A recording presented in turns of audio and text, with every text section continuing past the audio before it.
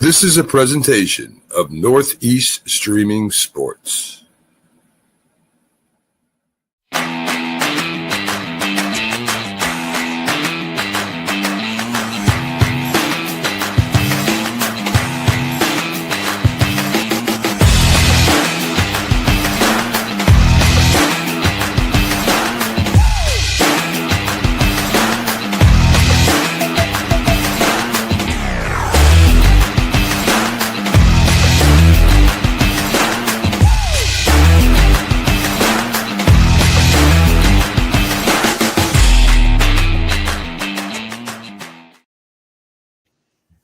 Good evening, everybody. Welcome to the Unprofessional Professional Sports Show. I'm your host, BA, and we got James Martin and Keith Engle with us today. Hope you gentlemen are doing good this evening. Let's see here. Okay, Daniel, how you doing, buddy? And of course, we'll put this on there for Keith. Let's start off with some college football, because that's the hot topic right now, especially Lane Kiffin. Jeez. You sure you want this guy as your coach to LSU? Man. If the villain brings wins, that's all I need. That's all. I'm okay with it. I mean, and to speak on Lane Kiffin, look, you already know what he's done with teams, and you know how he's unceremoniously left or exited those teams. You know what you're getting. So I wouldn't be mad if he leaves us, for someone else and says, toodles, but thank you, but no thanks. I want to go somewhere else. It is what it is. But again, if we can we've had in this new millennium, 3 coaches with 3 championships with LSU. I like him to be number 4. So, and I think he has a great potential to do that with all the money they're going to give him in NIL. $25 million NIL, 7 years, $90 million contract. Let's go. And that's GEAUX. Go. If you can't say it in front of me, don't say it at all. If you got to spell it out, I can't spell. Lane Kiffin is the most duplicitous person. I've backed him a lot, man. This guy has spun a tale that is so not far from the truth on this whole thing. He apparently agreed a week ago verbally to leave. He thought there was going to be 3 choices, right? And there was really only 2. You take the job and leave, you stay and you coach. There was never one in any real world. And forget about all the other examples of coaches that are staying. They aren't the same conference. They aren't going to be a walking billboard for the school that they're going to for 6 weeks. They're going to be whispering in kids' ears to leave. But Lane Kiffin trying to make Mississippi look like the villain in this whole thing is hilarious to me. And I've done a lot of defending of Lane Kiffin. I can't do it anymore. He's a great coach, great football mind, and he'll win games at LSU. I don't know if he'll win championships. For him to say, we had a great chance to win a championship this year. They should let me coach. That's the best chance for it to happen. Well, then why are you leaving? Because you're saying it's a better chance to win at LSU, just like Brian Kelly said. It's not about money for him. I don't know what it's about for him, quite frankly. But then to throw the kids under the bus and also say, well, they met with the AD and he said no to them, and now the players are going, hey, hold on a second. I don't remember any of these conversations happening. Lane is who he is, right? And these things are going to happen. This is not the last time this is going to happen unless the NCAA's got to find a way to fix this. I don't know what the answer is. But Lane Kiffin, all you need to know is a guy like Rick Pitino is speaking up and saying that Lane Kiffin handles this situation about moving on horribly. Well, Rick Pitino, he blamed the NCAA with the timing and all that. But, if Rick Pitino says this is bad, and Rick Pitino's the worst guy for jumping job to job, he's worse than Lane Kiffin. But they win. You got to put it on both people, though. Entities. Both Lane Kiffin and the NCAA as well. Lane Kiffin just taking advantage of what the situation is with the NCAA, but he understands. Look, he's talking now. One person if he didn't tell the truth about the kids, one person he's not going to lie about is both Pete Carroll and Nick Saban. They both advised him to take the job. his right is to go. You're 100% right, James. Although he's in a better situation, probably, I think, at Mississippi than he'd be at LSU, because the leash isn't going to be quite as long at LSU. Sorry, what did I say? LSU. My problem isn't that he took the job. That's his right. His contract says he can leave. Pay us this amount of money, you can get out of here. Just like almost every other coach. I'm okay with that. It's the way he's going, the way he's trying to make the university look like the bad guy here, because I wanted to stay. In what world? If I'm LSU, I don't want him staying, much less Mississippi. I don't want him winning a championship at Ole Miss. Well, maybe they do want it, because he would be that walking advertisement for LSU every time the camera was on him. You'd be wearing everything but, LSU garb probably. But this is the nature of the business, Keith. This won't be the last time. No, and it won't be just with Lane Kiffin. I mean, this is going to disappear, and there's going to be another coach and some other university, and it's going to happen. And I'm just saying, look, until they get those things fixed, where all the first day signing, the transfer portal, all that stuff goes the NFL way. If it goes that way, it's going to be a lot better for everybody. But in this situation, it's ugly because two things are right here. I mean, you got a coach wanting to go to a program that has probably a better recruiting situation and better NIL money there too. He's going there, but at the same time, they just happen to be one of the best teams in football that's going to the college football playoff. Not a good situation. It's just a bad timing for everything. And I think unfortunately, it's not only bad timing, it's Lane Kiffin in the mix of this. It's just Lane Kiffin in the mix of this. And so you know who he is. I know who he is. He's that number 5 wife. You know what he's done to everybody else. All the ex-husbands are looking at you like, you don't want to do it. You don't want to do it. But you go on and do it anyway because you see the upside there and you're willing to take the risk, however long it may be. You do want to take that chance, and you're going to put the high price, the big ring on the finger. You're going to give him the big house and the big car, and then he's going to leave you after you got your use out of it. Listen, if there was a poster boy to be the first guy this to happen to, Lane Kiffin's a perfect guy, as you mentioned, with his track record at Tennessee and USC and the Raiders, and gets fired championship week by Nick Saban. So as the offensive coordinator, he's a perfect guy for this to happen to. And again, I'll defend his right to go do this. He's got a right. But, we get on the kids for not being loyal and entering the portal. These coaches just come and go like. It's not on the kids, man. Come on. You don't have to do that. And he also threatened to take all the coaches, too, as well. If they told him that get on the airplane now or don't even think about coming here. I mean, wow. He's like, you don't know. He did. He basically told him, you don't know who's coming in here to coach, and you don't know if you'll be safe. And if you don't come with me now, well, I won't promise you a job. Come on. That's all that was all trying to arm twist so he could stay and coach. In no world was he ever going to be allowed to stay and coach. And people are going to say, well, the guy at James Madison can stay, and the guy at North Texas can stay, and this one can stay. They're smaller schools. They're not in the same conference. It's not the same universe. It's just, oh God. If Lane Kiffin was in car sales, he'd be at the top of the list of all this monthly quotas, because he would definitely sell a lot of cars for sure. He's Ricky Roma in Glengarry Glen Ross. Let me tell you. People, you got to reference and tell people what that is. I know what it is for sure. If you're in sales, everybody knows what that is, and it's a great play turned into a great movie. And by the way, he wouldn't have just been Ricky Roma. He also would have been stealing the Glengarry leads as well. He would be stealing the good leads. It's a great. Anybody who hasn't seen that, if you're in sales and you haven't seen it, you're making a huge mistake, because first place is a Cadillac, second place, second set of steak knives, third place you're fired. I worked like that. What makes that movie even better is that it's showing the shystiness of that sort of business anyway, and where it's at. With the what is it? The 2 weeks. What is that? The real estate. Share. Home share. What is it? Travel. What is it called? Timeshare. Yeah, timeshare. Yeah. Oh my goodness.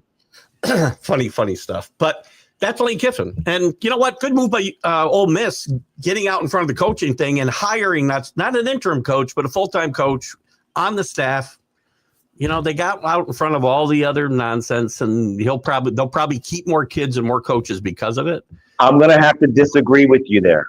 This is where I'm going to say. If you want to win a national championship right now, it's a right move. Yes.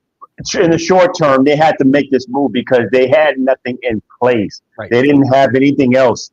They were putting all their eggs in one basket for – they were putting all their eggs in one basket for Lane Kiffin.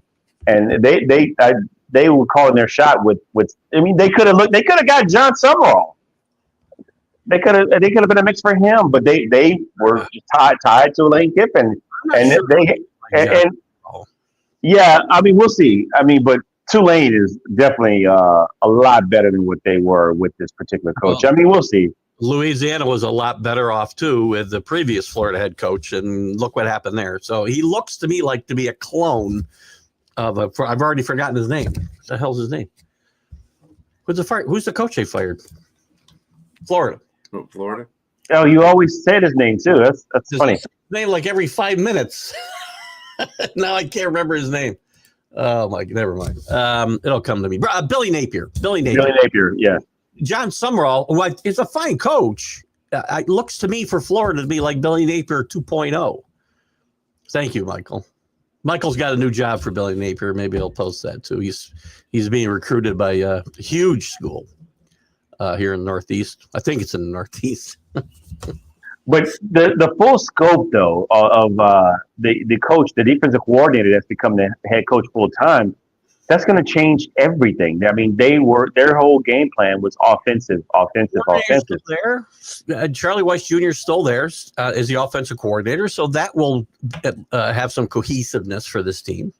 Wait, you sure he left? No, he didn't. He stayed. Unless he decided to leave after he decided to stay. Let me check real quick. Charlie Weiss Jr. I think he's coming. He's coming to LSU, man. Yeah. Well, hold on. He returns to Ole Miss for the playoffs. Yes, that's what they were allowing him to do. That's a whole nother can of worms. Which tells me that this is how do you do that and not let the coach? That to me, this is all emotional stuff. This is drama. There's so much stuff swirling around this whole thing for like on the peripheral that ticks me off. How about the committee? Why doesn't the committee penalize? And I don't want them to penalize these kids, by the way. I don't want this. It's not their fault. 2 years ago, they penalized Florida State for losing their starting quarterback. All they did was go undefeated. The rest of the kids, there was a lot of other kids on that team besides the quarterback. I understand he was a key to the team, but still, they gave him no chance to compete for a championship. I thought there was a chance this committee not would drop them right now, but put them in a position maybe to fall out with the results this weekend, but they moved them up. They moved them up, yep. Lane Kiffin leaves. So it's very interesting that they aren't consistent either. To me, if an important cog of your team, you said 2 years ago, an important cog of your team leaving is that important that we can't let you play for a championship. Why is a coach not leaving, fall under the same blanket? To me, this is hypocritical now this is where I blame Ole Miss and say this is hypocritical on your part. You could have just let the coach do this, and then yet that the offensive coordinator in Charlie Weiss Jr. is going to LSU, but you let him come back to coordinate. That doesn't make any sense. When he plays in Chambliss's ear, he'll be saying the whole time, he says, we're going to be running this at LSU all next year, so get used to it. and then to the wide receivers and the running back, yes, Lacey, everybody, they're come on over here. They're recruiting them, yes, for sure. I'm surprised that, if he's already decided I'm going to LSU, that, they let him come back. He probably should have kept his mouth shut. I'm not saying he didn't and not say he was going, right? So right. But this is the ugly world of college football today. So we might as well get used to it, I guess. And it overshadows, championship weekend, which, there's some games that are, why are we even playing? I'm like Ohio State and Indiana. Why are we playing? You really don't need to play the game. But you got a couple that are really important. Mm-hmm. especially the Big 12 game. Big 12 is that's very important. 12 can change everything. As we talked about before we started, I mean, Notre Dame, who we all thought was safe, gets dropped a spot behind Alabama. Everything I read, I assumed Alabama and BYU lose and Miami's going to be in. No, they got like a 5% chance to get in, even if Alabama loses. And I get it. You shouldn't penalize a team that's playing an extra game in Alabama. But it's going to be very interesting if this final poll comes out Sunday night and Notre Dame and Miami are sitting there side by side and one's above the other. They might change their mind. They could change their mind. They said, I don't know where it's. I don't know if it's written down in some kind of, bylaw or something for the committee. But they said when it comes to two teams next to each other in the standings, head to head will be the tiebreaker. They basically have said this since the beginning of this committee, but they haven't really implemented it. And it'll be interesting if somehow those two teams end up, 9 and 10. Well, I shouldn't say 10 and 11, let's say, because I guess that would what it would have to be. They may rethink the whole thing. All of a sudden, Notre Dame may be out for Miami. I don't know. Which is crazy. Notre Dame's strength of schedule was pretty tough. And even the two games that they lost, they played them well. I mean, they played down to the wire with Texas A&M, and they were dominant in all their other wins. I mean, all the wins. And I see Janae, who used to work for me, by the way. She's a big BYU fan. She's a season ticket holder. And now, I don't understand this. So Alabama, who's ninth, correct? They play Georgia. Mm-hmm. And everything I'm reading, don't matter if they lose, they're still in. They're not going to drop them out of the playoff. But if BYU doesn't beat Texas Tech, there's no way they're getting in. Why would they be dropped? Why are they going to be penalized for playing an extra game in the Big 12 championship game, but not Alabama? Shows you the lack of watchability, the strength of schedule. I mean, it shows you the watchability. Well, strength of schedule. BYU has beaten like 6 teams with a winning record, and their only 2 losses would be to a team in the playoff and probably ranked 3rd or 3rd or 4th. So that's their only 2 losses if they lose. I agree. I'm with you. I'm just saying what the committee's probably looking at. Yeah, I'm with you. I don't think neither team should be penalized. But again, you're going to look at the history of the leagues. I mean, SEC versus Big 12. SEC is going to win out every day. I get it. So we're going to take a 3-loss Alabama team over a 2-loss BYU team who lost twice to maybe the number 3 or 4 team in the country. Right. I'm with you. I don't get it. But that's what's good. And then you got the whole ACC mess. Duke wins. We got another mess on our hands because the ACC is going to have nobody going. James Madison, it could get even messier if James Madison finds a way to lose the Sun Belt. Because I don't know who's going to go then. You got the American champions going to go. But Tulane, yes. Probably Tulane. Well, I don't know. North Texas is actually. You're right. North Texas is pretty much, man, they're killing. Game. That's going to be a really good game. So one of them is in. So James Madison wins and Duke loses. James Madison's going to this playoff because the 5 highest ranked conference winners. And Madison. The committee does not want that. You're going to see new rules next year about that, probably. I mean, let that sink in. I mean, James Madison is getting into the college playoff. And they kudos to them. They deserve to go. Really good team with a really good coach who's going to UCLA, by the way. The coach who preceded him has got the number 2 team in the country. I think they can coach a little bit there in JMU. Right? They find good coaches. Every single coach. They've had a football team. They've only been in Division I, I think, since, 6 or 7 years. But they've had a football team for 53 years. No coach has ever left there with a losing record. Nobody. They pick coaches pretty good there. I think I'm going to go there and coach, actually. There you go. Stick to the video games. I'm ranting all over the place here. Jack Hurst. I'm like Jack Hurst Jr. Yeah. So We do have some big games going on. Brian's here. I didn't know Brian was here. Hi, Brian. How are you? Yeah. Hey, how are you? We're just tag teaming, going back and forth. Right. Monopolize the first 20 minutes there. Sorry, Brian. You're good. You're good. So one of the games this weekend that's going to be fun to watch is Tulane versus North Texas. Of course, I remember North Texas because they beat Navy. Punks. But anyway. Interesting coaches that have taken other jobs, by the way, as we talk about that. Both those coaches are on their way to new positions. Mm-hmm. I got to give you my mighty sharp barbershop imitation of the Jewish guy in the barbershop talking about he whipped Joe Lewis's ass. No, but more so. They beat Navy's ass. Hey, Navy got America. They gave Navy a little bone anyway this week when they ranked them in the top 25 in the playoff poll at least. Mm-hmm. Not going to do them any good, but much better than Army. Army had a decent year. Yeah, they had a decent year.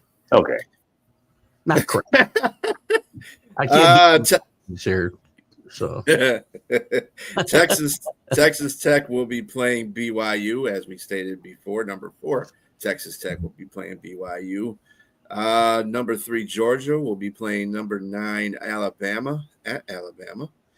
And number 1, Ohio State will be playing number 2, Indiana. That's the one I'm looking forward to, and I really think Indiana can beat them.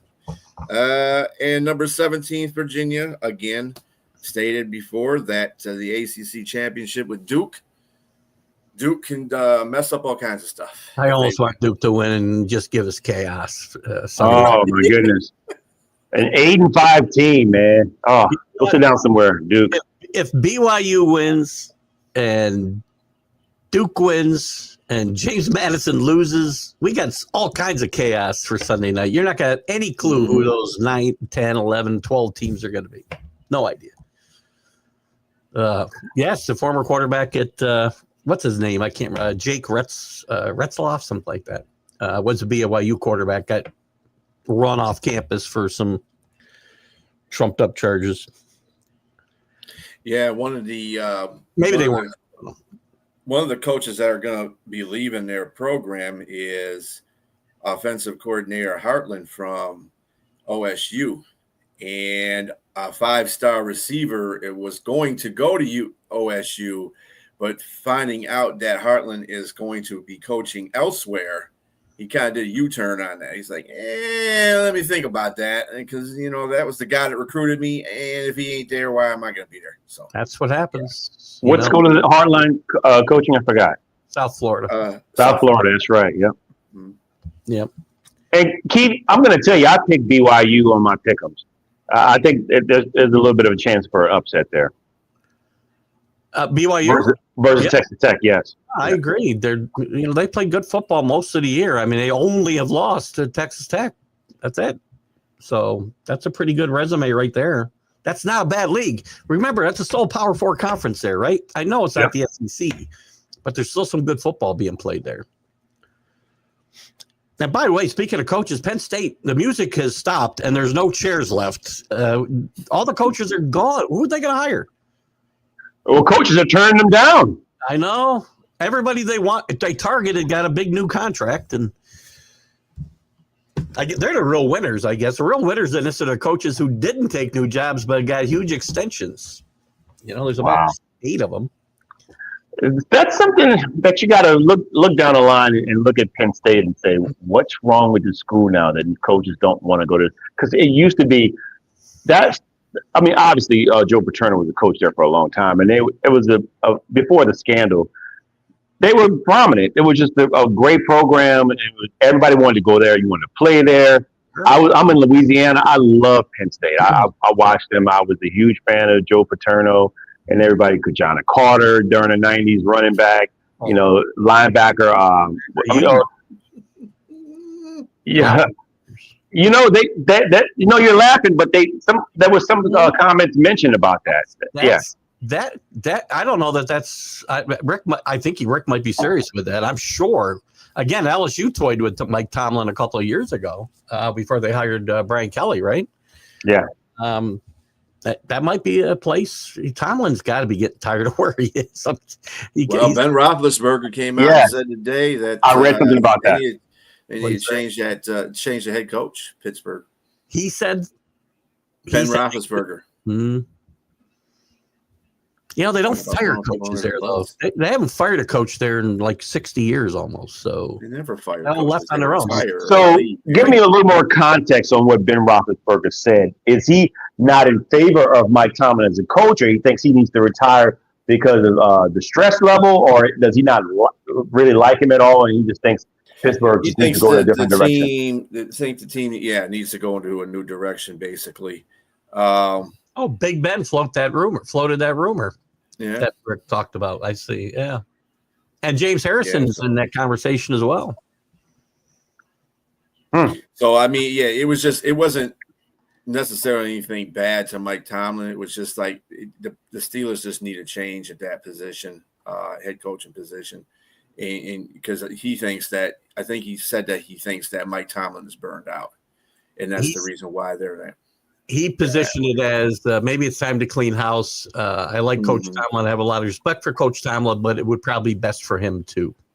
That's what a lot of titles and I'm looking at certain comments. I'm looking at these people bringing up saying like it's probably best that they part ways for both teams, for both the coach and the team. James Harrison's a little more straight to the point. He said Monday something has to be done and added that he doesn't consider Tomlin a great coach. That's a little more direct to the point. If you Harrison doesn't never cut corners, and when he talks, that's for sure. He's never hindsight is always 20/20. It's always easier to say things when you're not in. Yeah. I mean, come on, James. Was he? You won a championship in 2008 with that same coach, and I mean, I don't care how you slice it or whatever. You still got to lead men, and you went to 2 Super Bowls. You lost one. You won one. I mean, it's what it is, man. I mean, I'm not saying that Tom probably shouldn't get take a seat and go somewhere else and try something different. But I'm not going to be. I don't like former players to come out and speak like that against their coach, man. It's what it is. I mean, if it's something that you have a problem with, just leave it in house. I mean, but again, that's James Harrison, though. So he's kind of controversial to me. Yeah, without a doubt. I think Pittsburgh fans are really, really, really tired of this whole situation with Mike Tomlin.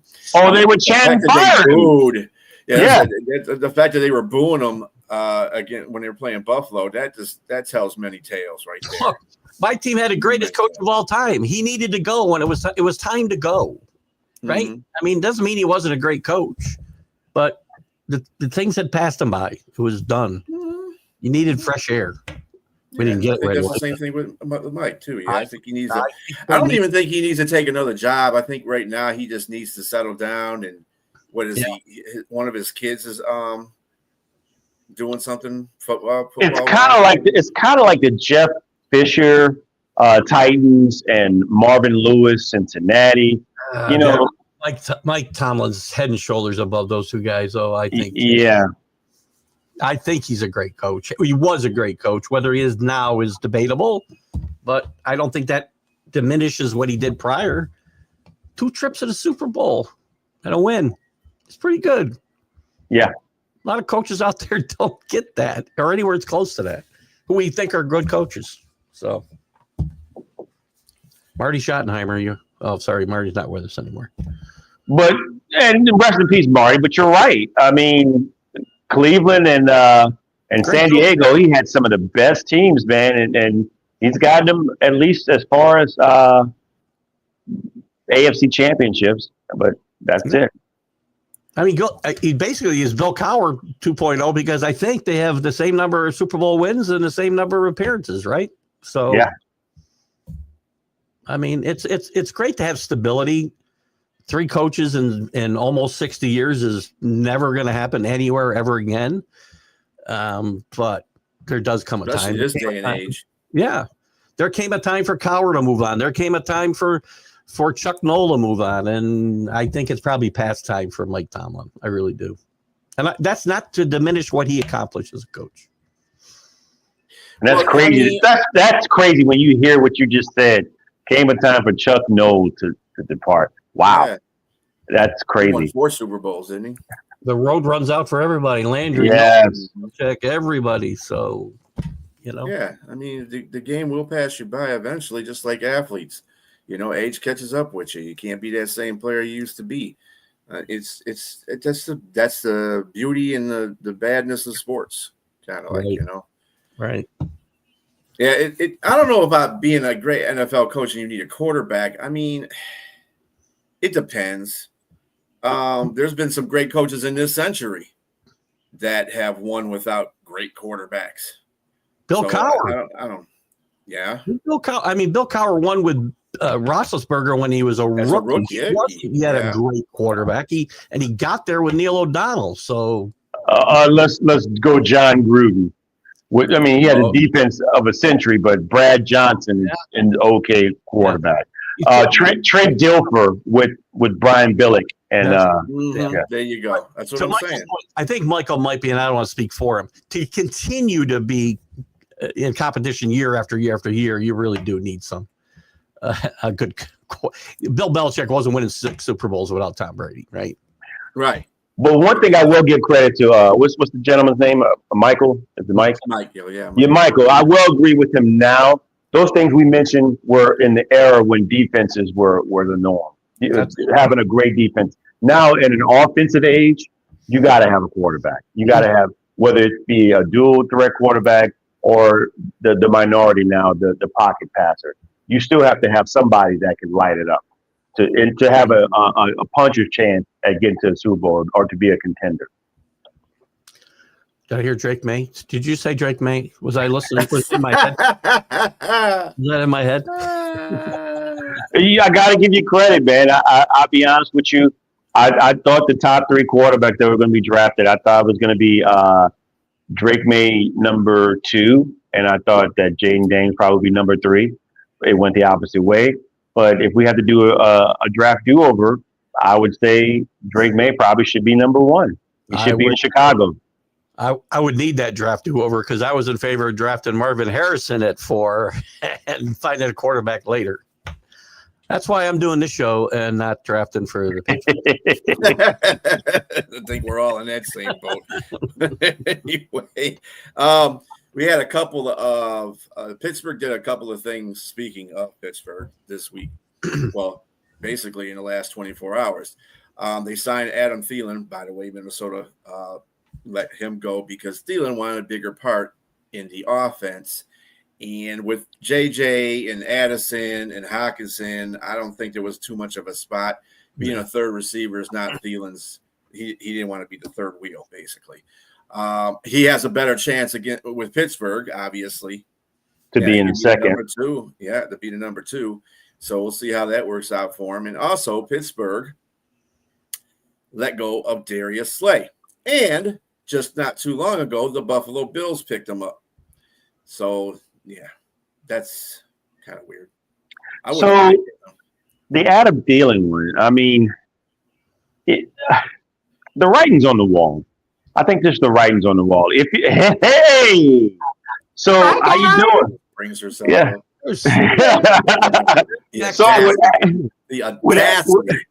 With Adam Thielen, ladies and gentlemen, the great Sonia from Friday with the Fellas and every other show, and the proprietor, the super fan of the winning Carolina Panthers right now. Oh, she's like Beetlejuice. I said her name earlier and she showed up.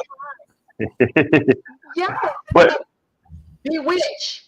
But as I was saying about Adam Thielen, I think the writing's on the wall. If you can't beat out some of the other receivers, and clearly JJ and what's the other guy's name? Number 2. Jordan Addison. Jordan Addison? Yeah. Yep, Jordan. Yeah, Jordan Addison. You're not going to beat them out. And not only that, they're slim pickings. Their quarterback's not getting those guys the ball. So what do you think is going to happen with you as a third or fourth wheel? And so they're having problems also in the Steeler Nation. So it's not like he went to a better situation, I don't think. I think this might be going back to retirement again after this. And I don't think Well, this I is going to mean, work he's out. got at least he's got a quarterback that's going to throw to him. I mean, you know, albeit a rusty one, but it's better than JJ right now. He's got a quarterback that's throwing his receivers under the bus. That's going to throw him the ball. Yeah. Mm-hmm. Mm-hmm. Also, Ravens signed tight end Andrews, to a 3-year extension worth a reported $39.3 million. Nice. So he's shored up, getting ready for his retirement package. And he's going to hold on to the ball now in the playoffs. That's in the contract. He caught the bag. He caught the bag with all the money. Now he's got to catch the football. Yeah, there you go. You catch the bag, you got to catch the ball, buddy. That's how it works. And this is another thing I got to mention about the Philadelphia Eagle fans. Come on. Really, you're gonna egg Petrula's house? and that's not the worst. They've done sent him death threats. I'm like, well, that's nothing new in sports. That's nothing new in sports. Jesus, sports. Well, it's nothing new for Philadelphia, I guess. Them fans are just rampant. Don't wear Santa Claus outfit in Philadelphia. Yeah, they boo Santa Claus. I mean, that tells you everything you need to know right there. Throwing snowballs at him and everything. Jackass. Anyway. I guess you got to be a bad Santa in Philadelphia. So. That's why they got a jail in the stadium. Do they really? Yeah, they're the only team in the NFL. They did in the old stadium. I don't know if they do in their new one. I think they do, but I'm not sure. The Veterans Stadium had a jail. I wouldn't be surprised. Traders during the game. I wouldn't be surprised. I don't know. I didn't experience it. I just heard about it. Yeah. Chris Boyd surprised his teammates at Jets facility after coming back out of the hospital after being shot. So he surprised his teammates. But that's cool. I'm glad that the young Bucks doing well and everything is going good for him. Hopefully he'll be able to play football pretty soon. So. Absolutely. Back at it. You guys mentioned Adam Thielen. I do want to mention something about that. I am so upset about how the Vikings did him. I mean, he asked to leave Carolina to go back to Minnesota because he wanted to retire a Viking. Everybody knew that it was pretty much going to be his last season. I know that he wasn't, requesting a lot. He just wanted to get a few yards, to kind of go out with. We literally have like 5 weeks left. They probably are not going to go to the playoffs. It's not like it would have been any skin off of, their back to let him play. And he literally requested to come there. Like he loved Minnesota.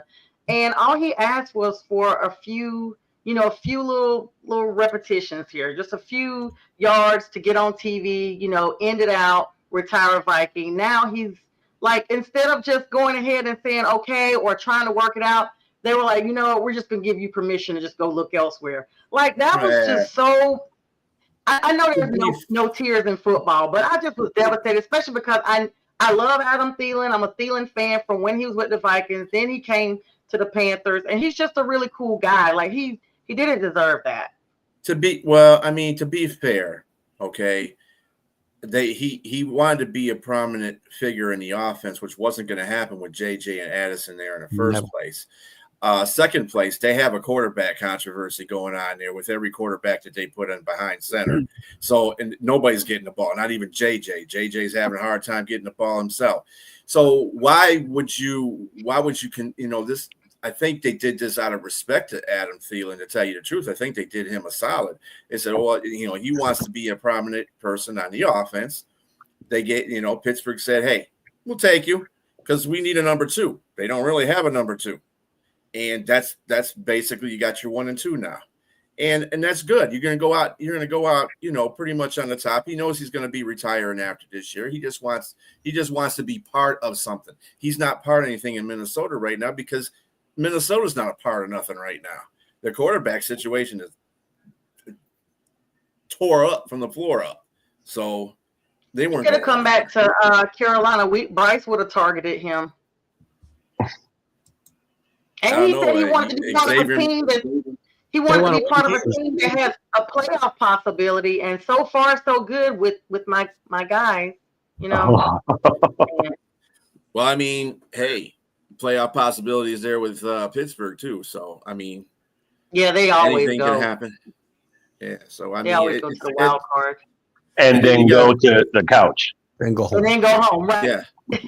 And then the thing about him leaving the Carolina Panthers was actually a good thing for the Carolina Panthers because they put their 2 young receivers out there that they needed to get, especially Xavier. He needed to get himself right, and he's been getting right. And Tate, dude's phenom, so he's going to be fine. So actually, him leaving that situation helped your receivers out, your young receivers out. So that's good. I mean, I don't know if I would want to add him back onto the roster. He'd be a third wheel. He would be a third wheel on that roster because everywhere he would go. Xavier hasn't been that solid. So, and Xavier's been battling a hamstring injury since the Falcons game. So it's a hit or miss with him. So we probably could have used him as a number 2. He wouldn't have been a number 1, but we would at least got him some play time. That's all I was saying. Your number 2, I think, would be was it Coker? Yeah, Coker. Coker's number 1 in my book. Let's be clear. No, he's not number 1. He's not number 1. Did you see how he balled out last week? He did, but the rookie's your number 1. McMillan is your number 1 for sure. Well, yeah. T-Mac. Yeah, good. That's your number 1. I agree with Rick. He's better off with Rodgers. I mean, we all hate to admit that, but he's at least a pliable quarterback that's going to get him the ball. I mean, that's just the way it's going to – as a number 2.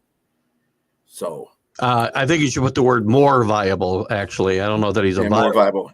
But more viable. More viable. There you go. Right now. There you go.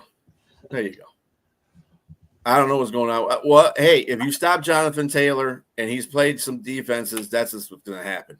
I mean, Houston is pretty good. I mean, he got 85 yards against Houston, but they still pretty much stopped him. You know, a big 4th and 1 and late in that game, it's a 1-score game. They don't give the ball to Jonathan Taylor. They put the ball in a hurt Daniel Jones' hand.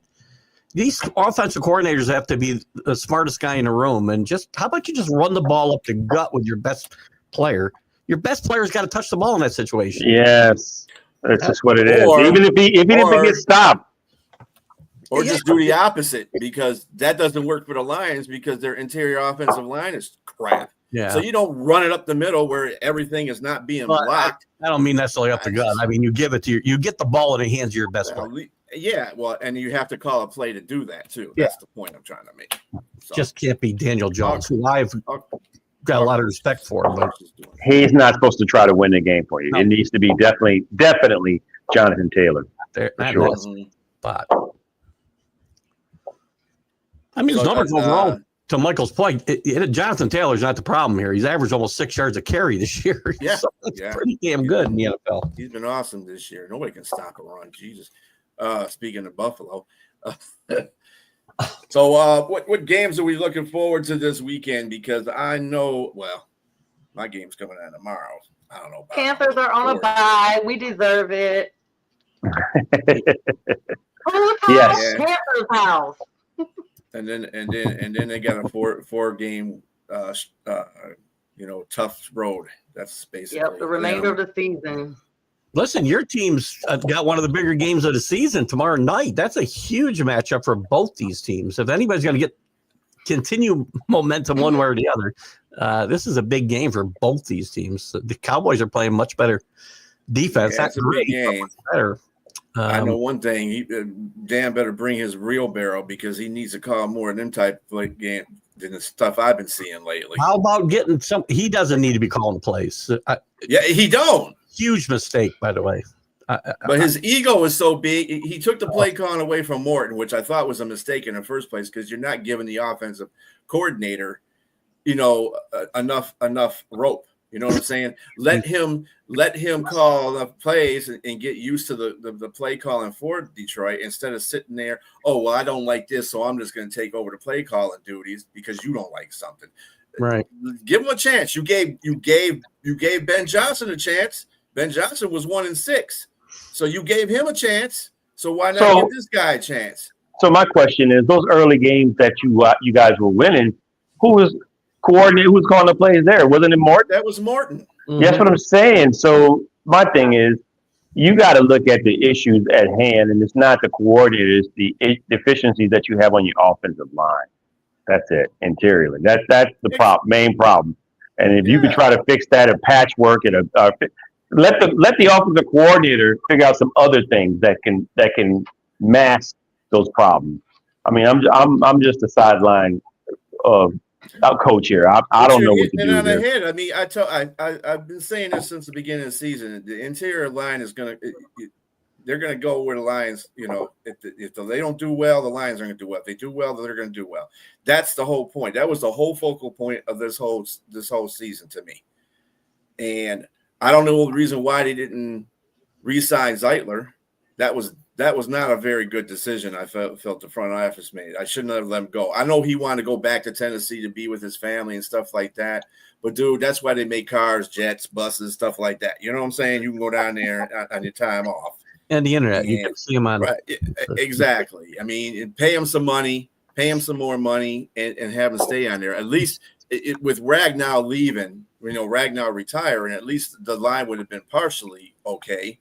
But Ragnow's back though, right? No, he failed his physical. No, he failed. He failed his. Yeah. That's horrible. Mr. Man doesn't know how he has a grade 3 hamstring injury. Come on, Frank. Yeah. Wait, you don't know? He knew. He knew. He just thought it was. But why are you going? But that's what I'm saying. You wait till the last minute, just like you wait till the last minute to retire. You wait till the last minute to bring your behind back here, and then you knew you had. You can't tell me you did not know you had a grade 3 hamstring or a hamstring issue in general. Unless he got it on the team. Unless he got it trying to get to that last turkey wing on the table, like before somebody else grabbed it. On the way getting out of retirement. I don't know. That's what happened. Anyway. You said, Keith, that's what happened to you? It was a career-ending injury. It was a tragedy.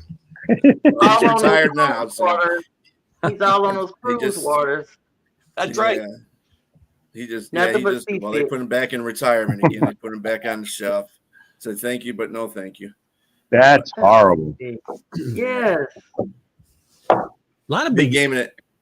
Go ahead, Keith. Go ahead. I was going to say Colts Jaguars is another one that's a huge matchup. The Colts need to right ship. Jaguars, surprisingly, have continued to find ways to win. I don't think play great football, but they're finding ways to win.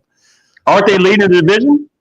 Well, they're tied. I don't know what the tiebreaker is, but well, this game will definitely tell. Just to be it right here. Will be part of it. Yep. Yeah, I think this is where we're going to see Jacksonville for who they really are, actually, because they're playing a good team, very, very good team. And that division is anyway. But Houston, I mean, Duval. They may be Indianapolis, and then they got a big game themselves. Houston, they got to play the Chiefs in Kansas City, and they're only a game. Yeah. Huge is game. That a big game? Is it a big game, really? I mean, for Houston, it is. They can shake up that whole division if they win. Indianapolis beats Jacksonville. They're still in a wild card hunt too if they win. And no, my point is Kansas City has been losing. So has it become a big game is it a bad deal for the Texans? The Texans defense is they just gave up 31 points, Kansas City to who was it? Who beat them? Dallas. They gave up 31 points to Dallas. Now they're about to face a more formidable defense that might shut Patrick Mahomes down. So this is tough going for Kansas City, and it may not be a big game for the Texans. It may be just okay, we're going to beat the crap out of you and move on to the next game. Well, I got a question. Well, I guess it's going to be a play for Kansas City. So if Kansas City is like, okay, so at the beginning of the season, of course, we all talked about Travis Kelce getting engaged and probably hanging up his cleats for family life.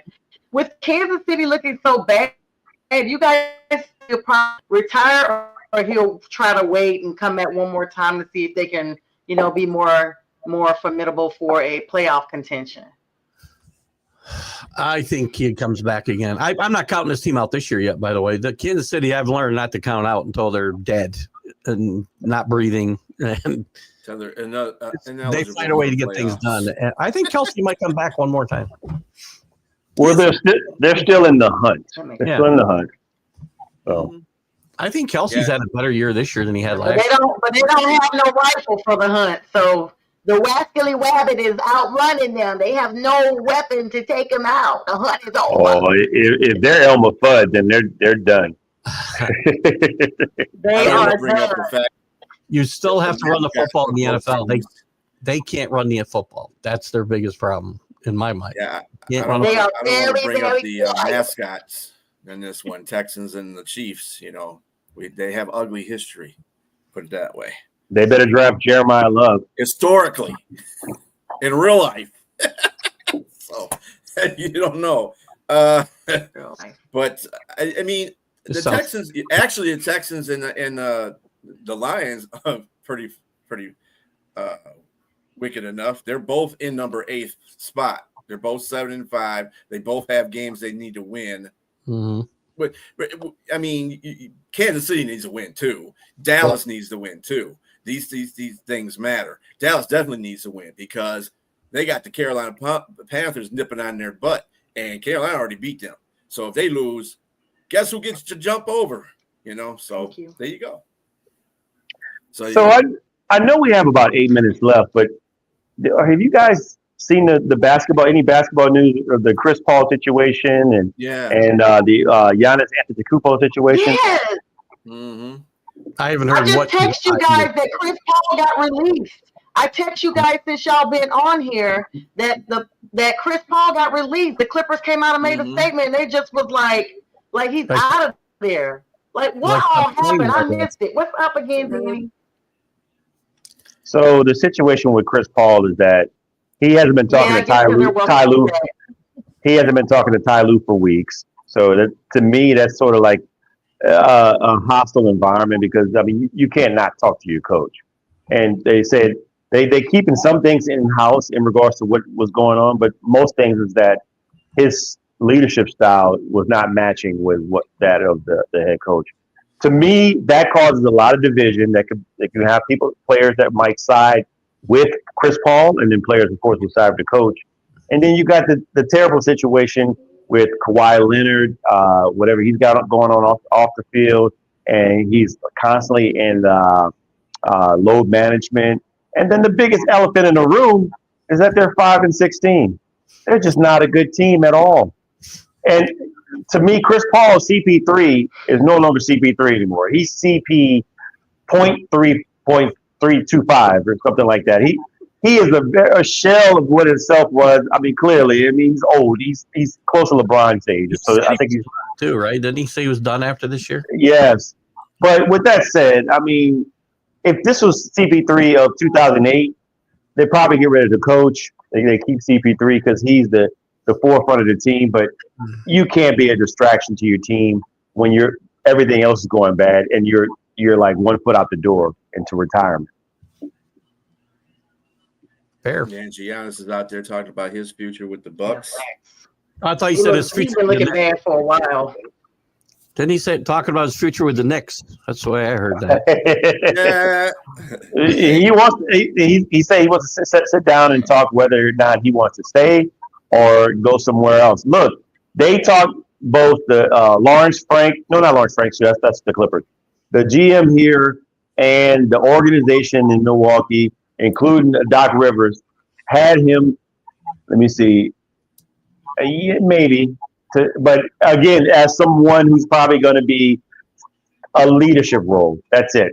I mean, he may give you a steal or two here and there, maybe a 3-pointer, get a few assists, but the triple-double guy is gone. That's not going to happen anymore. he could be good for like this to spell what's his name off the bench.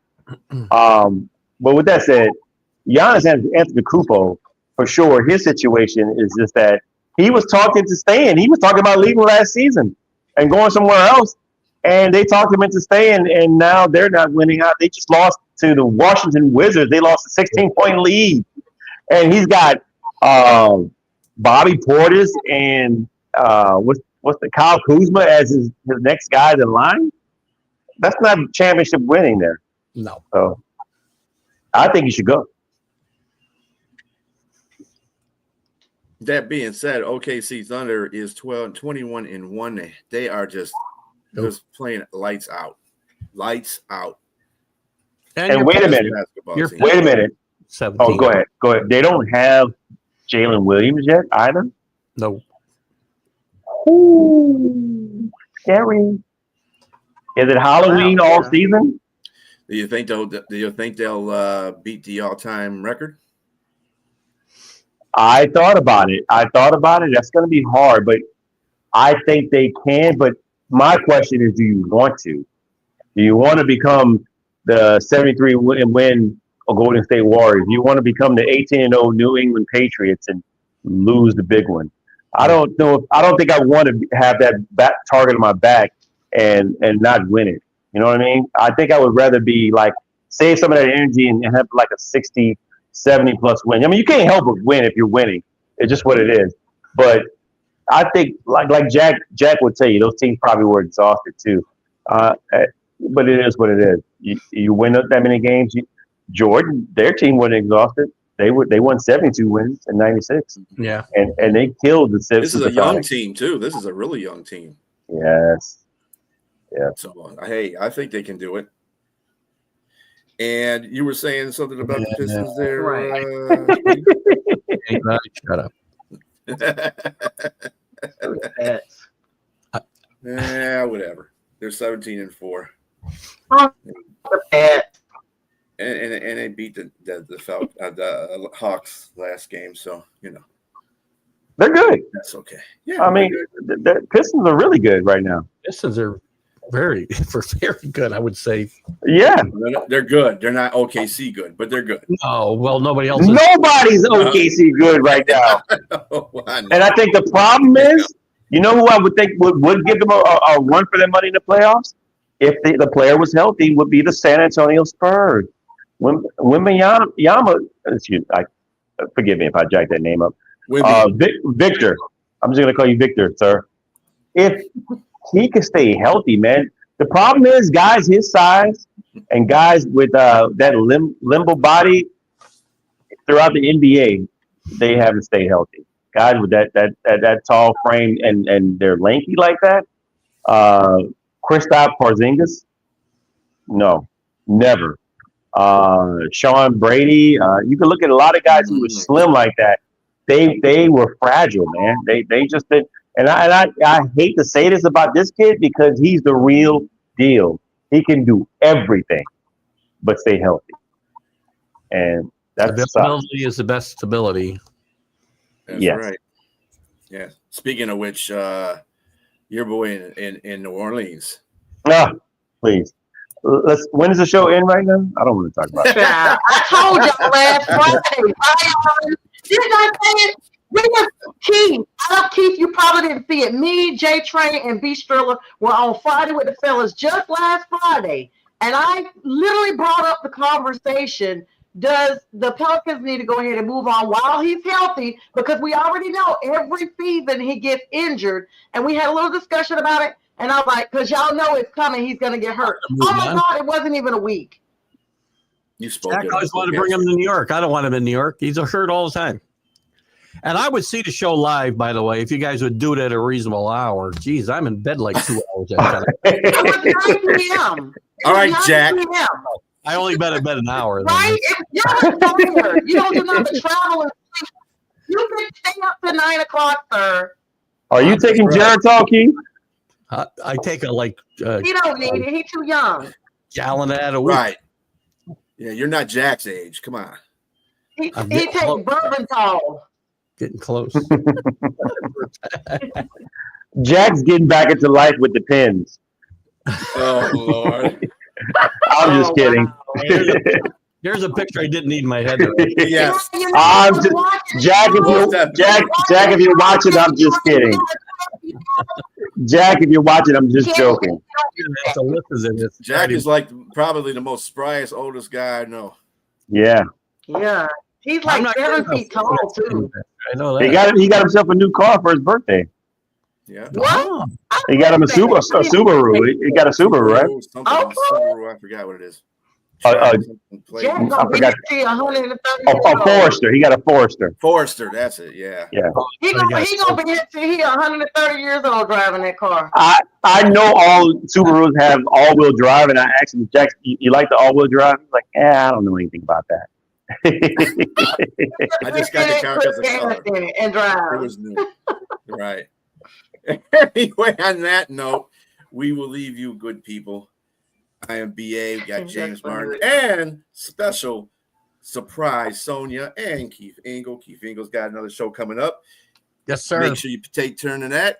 And everybody, have a good evening. And I got my show at 9. I'll see you guys at 9. Forgot me.